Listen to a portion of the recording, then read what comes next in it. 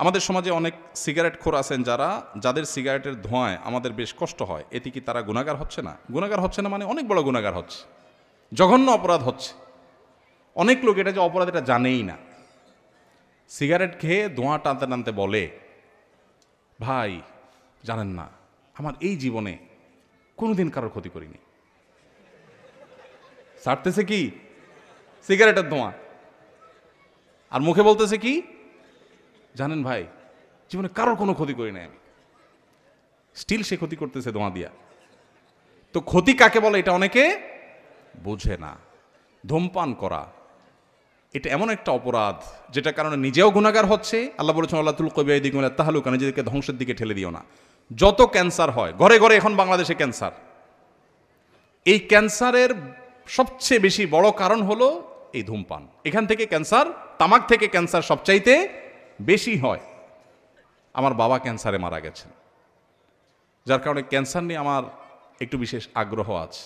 আমি একটু পড়াশোনা করছি, বিভিন্ন ডাক্তারদের কাছে সহযোগিতা চেয়েছি। আমার লক্ষ্য আছে যে দেশে মানুষকে ওয়াজ মাহফিলের ফিল্ডে বা মিডিয়াতে বিভিন্নভাবে স্বাস্থ্য সম্পর্কে সচেতন করা। ঘরে ঘরে আমরা ক্যান্সার হওয়ার মতো কাজ করে বসছি, এর ভিতরে ধূমপান সবচেয়ে বড়।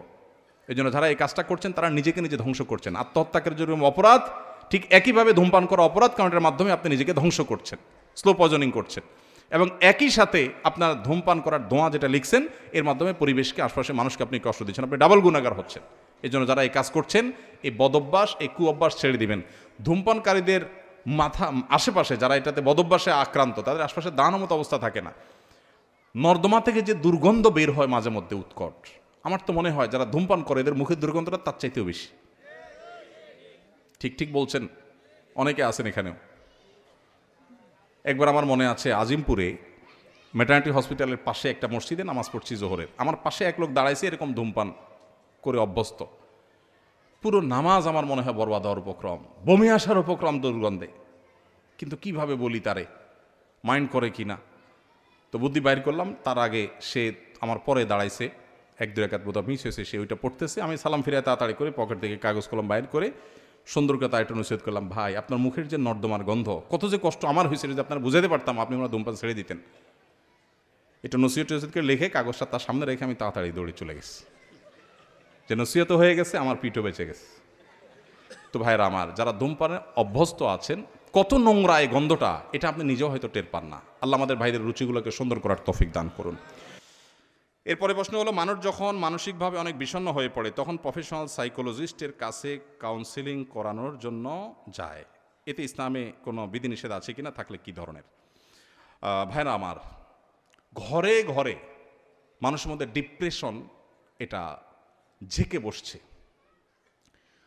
আপনারা জানেন, পশ্চিমা পৃথিবীতে, ইউরোপ আমেরিকাতে, পৃথিবীর উন্নত দেশগুলোতে ডিপ্রেশন, বিষণ্ণতা এটা বাচ্চাদেরকে পর্যন্ত গ্রাস করছে। ঘরে ঘরে মানুষ আত্মহত্যা করছে, ঘরে ঘরে মানুষ শেষ হয়ে যাচ্ছে।